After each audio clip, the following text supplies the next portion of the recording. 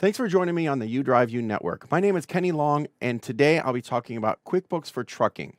In previous videos, I talked about the accounts you need to use for your bookkeeping system, and I also helped set up a QuickBooks online subscription. In this episode, we'll talk about using those accounts in QuickBooks, making everything match up, how you go about doing that, as well as creating your very first invoice. So first, to get started, log into your QuickBooks account. When you first log into QuickBooks Online, you start on this screen. This is your dashboard. It's a quick snapshot and overview of the health of your company, including your income, expenses, and your profit and loss, even your bank account balances. Before we can enter anything to get started, we need to first make sure that our accounts in this system match with our bookkeeping system.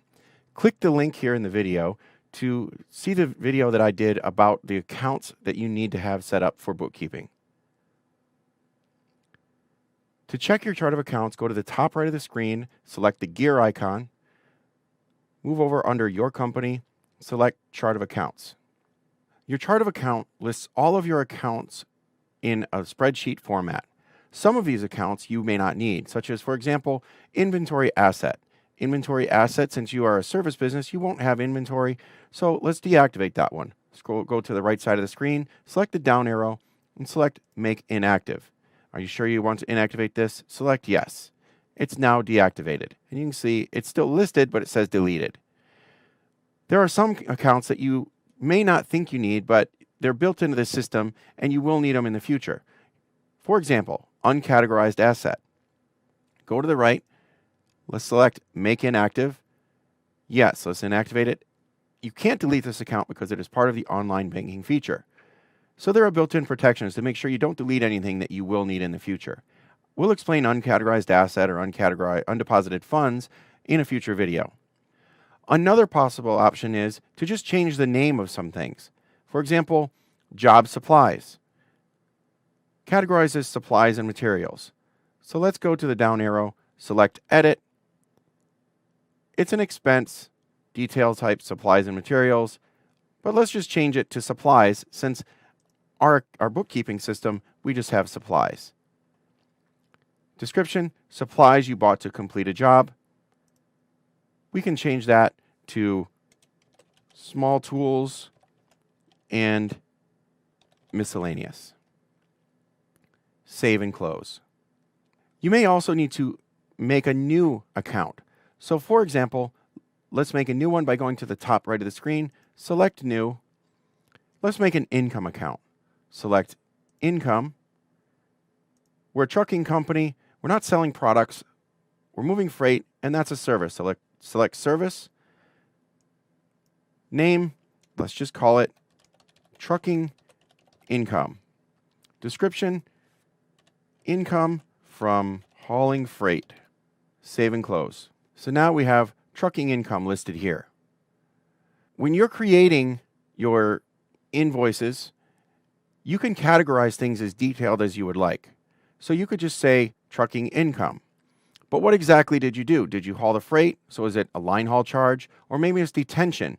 Well, detention is also part of your trucking income. So how would we categorize that? Let's go to New. Let's call it line haul. We'll go to service income. And we'll call this one line haul. And we'll call it flat rate. Description, we'll just call it the same. But it's a sub-account of trucking income. Save and close. Now, when you look at your chart of accounts, you'll see trucking income, slightly indented, line haul flat rate. So later on, when you run the reports, which you can see on the right side, anything that you do under line haul flat rate or make more categories such as detention, truck order not used, layover, any of those could be underneath the trucking income. And your totals for trucking income will be all of them combined, or you can look up the individuals to see a report. So for example, if you wanted to see just what you did for detention, you could run a report just on detention, and it would be separated from the rest of your trucking income. So go through and make sure that all of your income and expense categories are detailed according to and match up with what you have listed in your bookkeeping system from the other video that I did previously. Now let's go back and enter an invoice. There are two ways to do that. The first is to just select the New button here on your dashboard. By selecting New, scroll down to Invoice under Customers, and it will populate this blank invoice. Let me exit out of this one to show you the other way to get to this. From the dashboard again, on the left column, scroll down to Invoicing. It opens up a sub-menu, and you can go to Overview. This shows you the invoices that you've created in the past. We haven't done any yet, but if we had, you would see unpaid invoices, invoices that are not due yet, invoices that have been paid in the last 30 days, deposited and not deposited. Those will go under those undeposited funds that we showed in the accounts list earlier. We'll talk about that in a future video. But for now, we don't have anything here. Let's create our first invoice. So go to the top of the screen and click Invoices column. Now select Send your first invoice. We're back to the blank invoice screen. To start, let's select a new customer. If you are an owner-operator, your customer is the carrier that you are leased to. If you are a carrier, your customer might be different on every load, so it's the broker that you're billing, or the direct customer if you have them. If you're a broker, the shipper-receiver that is paying you to arrange the trucks, that's your customer. You can select that here. You can enter Add New. You can enter a basic name if you're in a hurry to make an invoice, or select Details, and it will show the entire list and enter all the details of your customer, address, phone number, and so forth. What's important is make sure the company name and the email are listed, because QuickBooks Online will send invoices for you, and it will do it easily by email. You don't necessarily have to print them on paper and send them by mail. So the invoice will be emailed to the email that is listed for your customer. We'll cancel out of that. I've already entered my brokerage, Patriot Star Logistics, so we will enter that. Broker at Patriot Star Trucks is the email list. It's already there.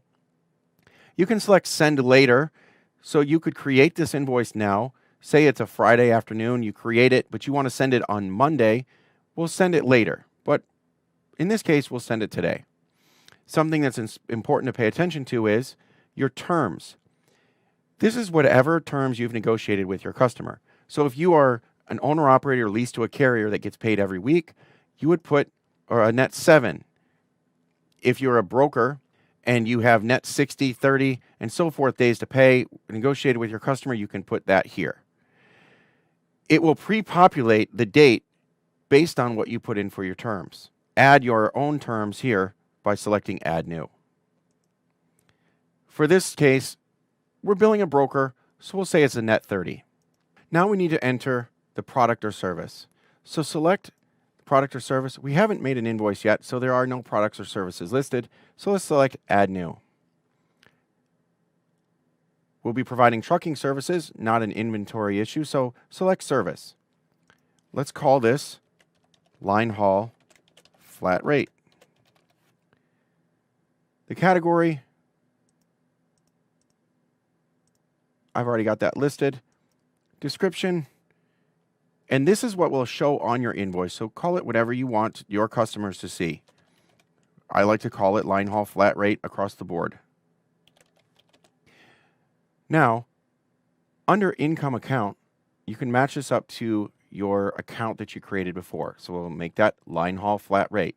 Save and close. And as you can see, your description that you entered is here. Your quantity, you can do this however you'd like. You can make this the miles you ran versus the rate per mile.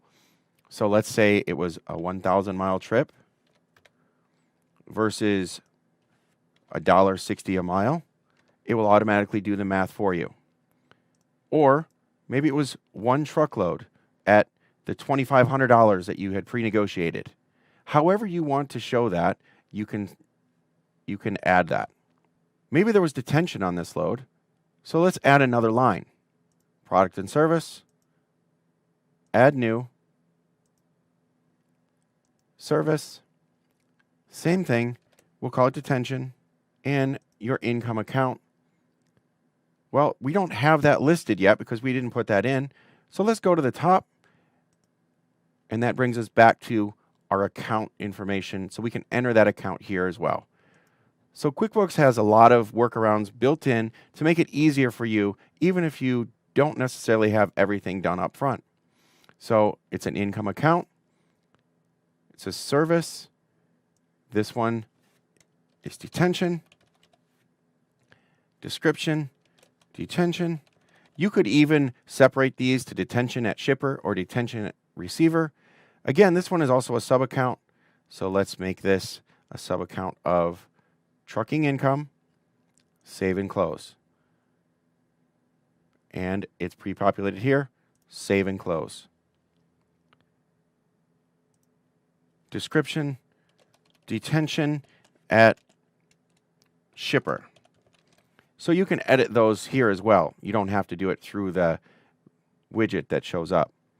And on this one, maybe we had 2 hours of detention at $50 an hour, $100. And QuickBooks does the math for you. We can save and send at the bottom right of the screen. We can just save and start creating a new one. So if we had a list of invoices, we're maybe doing this at the end of the week and catching up all of our invoicing, or just save and close. We'll try this one, save and send. This brings up this send email box.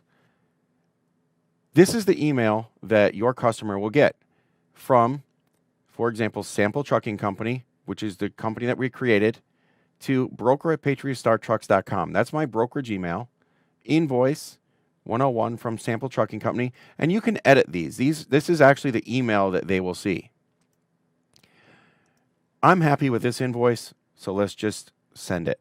Now, if I drag my Outlook box over to the screen, you can see this is the email that I just got. It came through almost instantly. It comes with the email body, which shows very specifically exactly what we had typed in, with information about the payment due. This is the entire invoice listed in the email. But if I choose to, as the customer, I can also open the invoice and get the PDF version that I could print out. And this is how it shows. Detention at shipper, line haul flat rate. Some of the things that you might want to do is add more detail to the description. Now when we go back to our home screen, you can see that we have an invoice that we've created. Let's go to the invoicing overview. We can see that we have a $2,600 invoice, not due yet, and we can see who it's from and when it's due. We even click into it and see a timeline of exactly when the invoice was created, when we sent it, and as we make edits or changes to this invoice, such as receive payment and so forth, it will add to this timeline. So it's very specific, and it helps you track your receivables. So let's close out of this invoice, and now we've created our very first invoice. Now that you know how to enter an invoice, the next step would be receiving the funds against that invoice. We'll talk about that in a future video. But you can start to see now how the flow works within QuickBooks to really use it to manage your business. It's a super powerful tool, and I'm sure that as you get used to using it, you'll get better and better, and it'll be more and more efficient for you. So until then, remember, dream big, aim high, strategize your plan. You have to earn your success because nobody deserves it if you don't earn it, because only you drive you.